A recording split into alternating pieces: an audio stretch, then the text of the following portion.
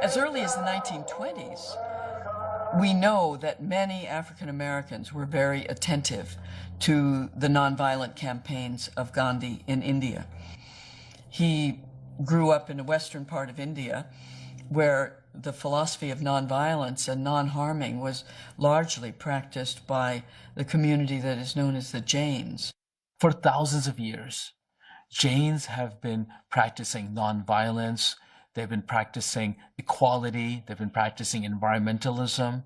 Jain's motto is Ahimsa Paramo Dharma, which means nonviolence is a supreme religion. So Gandhi was greatly influenced by his mother, who studied under the Jain monks. When Gandhi was going through a spiritual turmoil, trying to understand exactly what faith he should follow, he got a lot of guidance through a Jain mentor, a spiritual guide. And eventually, when Gandhi started his nonviolent movement, that had great success. And that's what Martin Luther King got from Gandhi, the whole idea of nonviolence. So in a sense, Martin Luther King's mantra became nonviolence, ahimsa. We tend to think about the civil rights movement as this engagement between blacks and whites in America, but it's also an engagement with Asian religion. How can we take this piece of the Jain tradition that we also can find in Hinduism, ahimsa, nonviolence, and use it as a strategy for the transformation of our culture? Gandhi proved that an oppressed majority can overcome a powerful minority by love through nonviolence.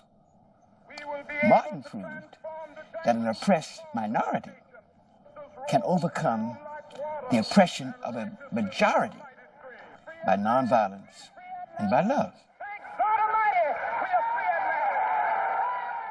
And we did it by understanding what Jesus meant when he said, love your enemies, do good to those who curse you, pray for those who despitefully use you.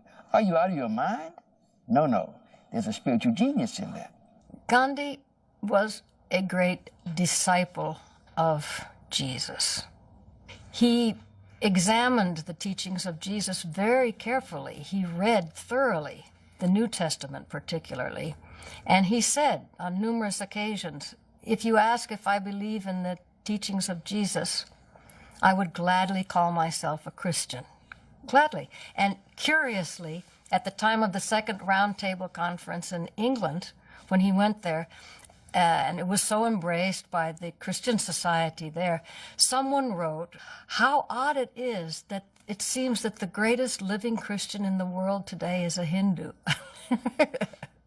And when the history of the 20th century is written, they would have to record, thank God, the Creator, for Mahatma Gandhi and Martin Luther King Jr., who put it together.